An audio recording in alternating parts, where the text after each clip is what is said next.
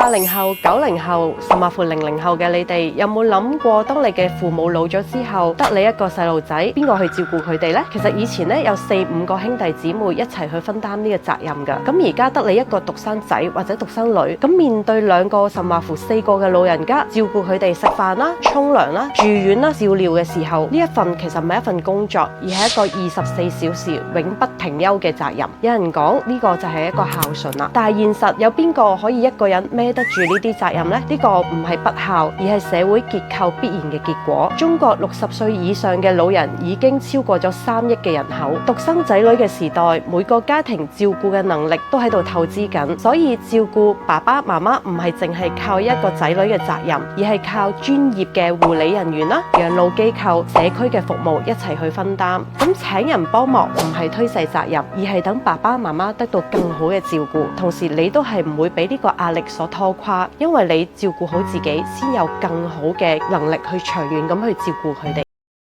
小紅書